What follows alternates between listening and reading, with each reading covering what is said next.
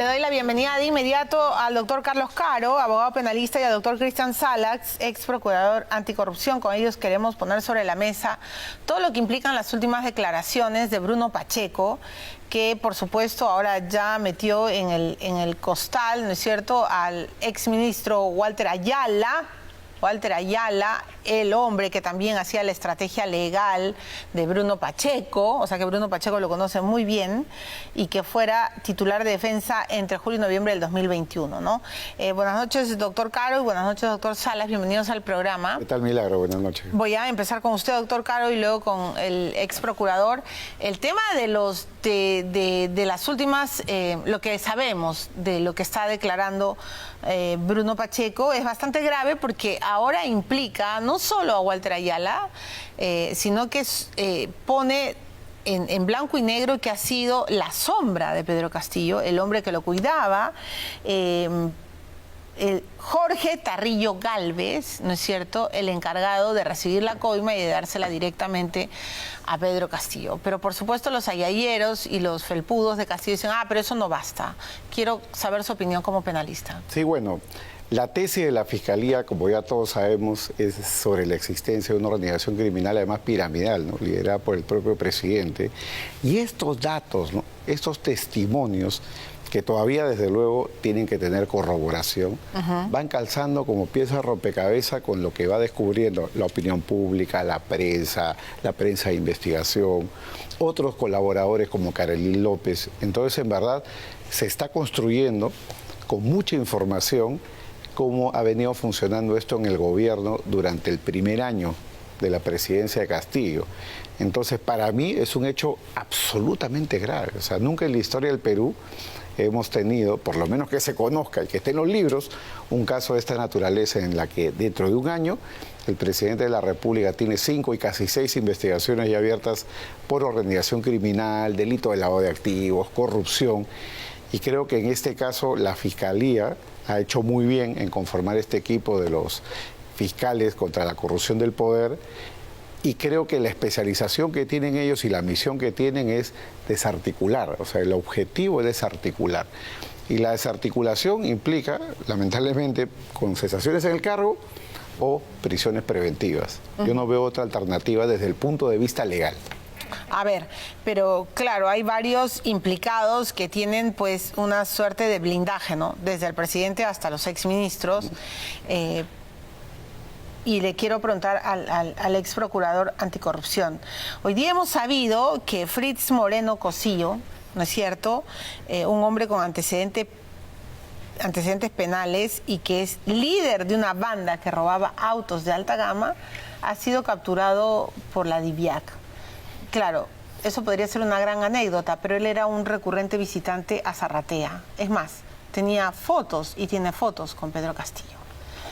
La anécdota de hoy la enlazo con lo que ayer ha demostrado el programa Contracorriente, este club chotano de la construcción, donde el alcalde de Anguía, ¿no es cierto?, era el operador, como lo ha contado además Bruno Pacheco, de las obras que tenían, sorpresa, el favorecimiento del Ejecutivo. Y sumado a eso, doctor Salas, está estas declaraciones de Bruno Pacheco. La pregunta es, ¿cuánto tiempo más y cuánto oxígeno más se le da a una organización criminal que está haciendo lo que le da la gana con el dinero de los peruanos? El tiempo va a depender de lo que la Fiscalía va recabando. ¿Por qué es importante esto? Porque para solicitar medidas coercitivas, para plantear una acusación constitucional, para pedir una suspensión de funciones, la Fiscalía tiene que ir ante el juez o ante el Congreso, de ser el caso, con material probatorio contundente, sólido. ¿Pueden ir ya con la declaración de los postulantes a colaboradores? No. Hay que dar mínimas corroboraciones para tener un argumento sólido y para no dar pie para que el caso no se caiga. Para que no se caiga y sobre todo para no dar pie a sus cómplices o al propio cuestionado funcionario en decir es una persecución política, sin pruebas me están persiguiendo, que es la cantaleta que vienen diciendo. Y el hecho de que en la medida que avancen las investigaciones vayan apareciendo más nombres, pues esto va consolidando la hipótesis inicial fiscal. Estamos ante una presunta organización criminal a modo de mafia de la más incipiente estructuración, ¿no? Piramidal, la clásica mafia de hace décadas, la familia, ¿no? Familias, la familia italiana, la mafia siciliana, podríamos catalogar la mafia chotana en este caso, son familias. ¿Por qué? Porque los delincuentes que no tienen una estructura organizativa ordenada, tecnificada, ¿en quién confían? En su familia, en los más cercanos.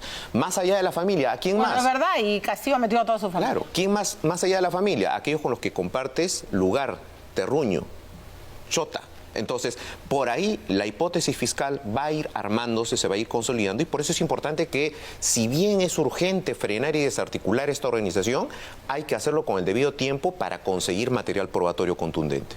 Ahora, el material probatorio contundente, de eso quiero hablar con ustedes dos que son especialistas. Doctor Caro, Bruno Pacheco es un hombre contundente, no es un cualquiera, ha sido el brazo derecho, el correveidile de Pedro Castillo, el que abría la puerta de Palacio y el que la cerraba también, y digamos, para mí era la aduana, el peaje, no sé cómo explicarlo, pero no basta los dichos de Bruno Pacheco. Él sabe que va muerto, y entonces imagino pues que Nakazaki le habrá dicho: mejor cuenta la verdad, allánate y sálvate, ¿no? No basta con todo lo que él sabe, porque da una fruición de detalles que uno dice: este hombre pues sabe lo que ha ocurrido, está metiendo en el costal a policías, a la sombra del presidente. ¿Me dejo entender? Ok, ¿qué tenemos que esperar? Sí, Milagros, es verdad que la corroboración mínima tiene que darse en el caso concreto, pero hay que tomar en cuenta también las características de los delitos de corrupción.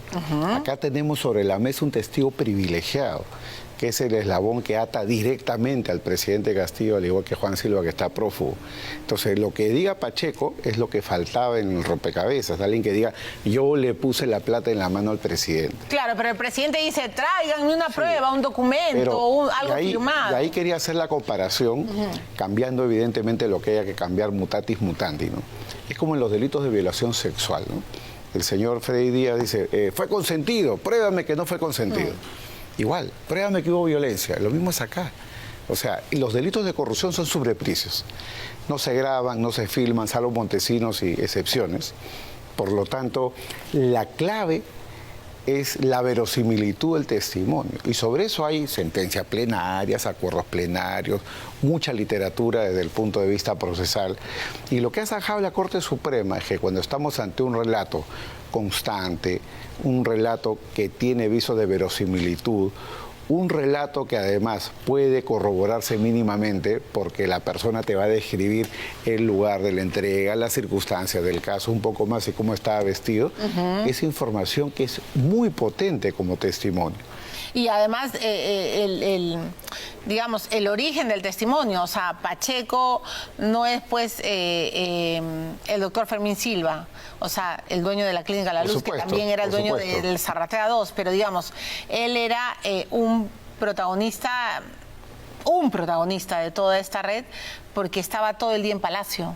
O sea, no es un cualquiera, no es un informante cualquiera, no por gusto estaba prófugo tantos meses, ¿no? Sin duda alguna, ¿no? Y además hay que tomar en cuenta que la Fiscalía no te pide la filmación, el Poder Judicial no te pide la foto. ¿Qué te pide el Poder Judicial? Recordemos, por ejemplo, sin ir muy lejos, el caso de Vizcarra, del bebito Fiu Fiu, ¿no? Recordemos ese caso donde el señor Vizcarra es imputado y lo único que hay son registros de visitas, testimonio de las personas que lo recibieron, movimientos de dinero, no la prueba de que se la dieron, sino simplemente movimientos de dinero que hubieron en las cuentas, como para presumir que esa plata salió y alguien se la llevaron, y a alguien se la entregaron, que fue Vizcarra. Y con eso lo vacaron. O sea, con eso el presidente de Vizcarra, o el expresidente, fue vacado en el cargo, dejó el cargo y hoy en día está imputado y enfrentando, hasta enfrentó en su momento un pedido de prisión preventiva. Correcto, y además, pero digamos, hay una lentitud extrema, ¿no? Espero que el fiscal Juárez pise también acelerador. Pero usted ha sido procurador anticorrupción y entonces hoy sabemos, por ejemplo, que Castillo se reúne con César Bravo, Y César Bravo está vinculado al narcotráfico, ha estado en prisión y también fue a Zarratea. También este sujeto, Fritz Moreno. Y hoy sabemos que Silva tenía su propia articuladora en el Ministerio de Trabajo. Entonces, han llenado de gente que el propio señor Fernando Sillonis acaba de decir no son ineficientes. Son personas que son corruptas, que no saben ni siquiera dónde están paradas y que lo único que quieren es plata. ¿Qué vamos a hacer con toda esta gente que ha metido esta mafia, esta organización criminal en el aparato estatal? Seguir la línea de hipótesis fiscal. Aquí se habrían concretado actos de corrupción en diversos niveles, a nivel macro, a nivel micro, bajo dos móviles, vamos a llamarlos así. Un primer móvil, las contrataciones con el Estado, que es donde hay un gran presupuesto y que es el que impulsa la mayoría de delitos, bueno, la gran mayoría de delitos de colusión. Y el otro es el nombramiento en puestos claves para garantizar justamente permanencia de la organización criminal y para garantizar también ciertos beneficios con percibir ciertos sueldos, remuneraciones, colocar gente vinculada a la organización. Bajo ese esquema, obviamente los nombres van a ir apareciendo. El asunto es tener claro cuáles son los actos que se habrían desplegado. Por eso es que la Fiscalía, si bien en un solo equipo está manejando diversos hechos, los está dividiendo por caso. El caso Puente Tarata, el caso ascensos militares, etcétera. Y ahora Julio Rodríguez anuncia que va a haber una nueva investigación a Castillo y que brevemente será anunciado, pero que él no lo puede hacer porque está en reserva. Y en la medida en que avancen estas investigaciones, los argumentos de los cómplices o blindadores del presidente se van a ir cayendo. Recordemos hace unas semanas, antes de Pacheco. Es el dicho del dicho. Sí. Ya nadie dice eso, porque apareció Pacheco. Correcto. Que es justamente la fuente de esa información y el nexo entre ahora es el testigo, Samir, Pacheco y el presidente. Triángulo de las Bermudas. Y si aparece Silva, peor todavía, ¿no? Entonces, en la medida en que avanza, los argumentos de defensa se van cayendo, defensa política, se van cayendo para dar paso a la verdad. Estoy seguro. ¿Y dónde está la procuradora? ¿Por qué están en silencio en la Procuraduría? Hemos visto la actuación lamentable de la encargada de la Procuraduría, incluso en el interrogatorio del presidente. Es una vergüenza. Donde simplemente se quedó callada. No formula ningún tipo de pregunta, cuando su obligación es justamente coadyuvar a ver si el interrogado ha participado en los hechos y sobre todo si es que a raíz de su actuación se ha generado un perjuicio o no para el Estado. ¿En su criterio la Procuradora General de la República está jugando en pared con Castillo? No, claro que sí. Claro que sí. Entonces, doctor Caro, usted ve, porque los abogados siempre son buenos a la hora de vislumbrar caminos cuando hay una crisis espantosa.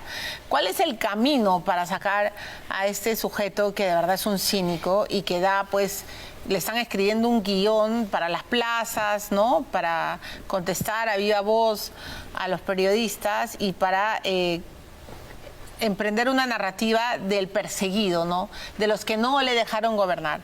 ¿Cuál es la solución? Esta acusación constitucional, hoy día se presenta el congresista Wilson Soto y él dice con responsabilidad y objetividad que ha habido infracción constitucional y delito de traición a la patria y piden inhabilitarlo por 5 años. Vacancia, va muerta porque no consiguen los votos y hay mucho corrupto en el Congreso y renuncia ni mucho menos. ¿Esto sería la solución? Desde mi punto de vista, no necesariamente por lo siguiente, ¿no? Hay un primer problema con los trámites de las denuncias constitucionales. Primero, el tiempo. ¿Ya? Tiene que haber un debido proceso, imputación, prueba. Defensa a nivel de la subcomisión. Y luego la subcomisión tiene que aprobar este informe, tiene que ir a la comisión permanente y luego tiene que ser votado en el pleno para su aprobación, para que haya una acusación y para llegar o a una suspensión, destitución o inhabilitación, también se requiere 2/3 de los votos, está en el reglamento del Congreso, menos los votos de la Comisión Permanente. Entonces, es que ha aparecido la vacancia. Entonces ¿cuál es la solución? Claro, entonces, no podemos pensar en que eso es algo que va a prosperar ni con celeridad, ni con la misma eficacia que una vacancia, porque no se tienen los votos, por lo menos hoy en día, salvo que se logre una composición política, pero nadie sabe si eso va a pasar. Para mí el camino es judicial.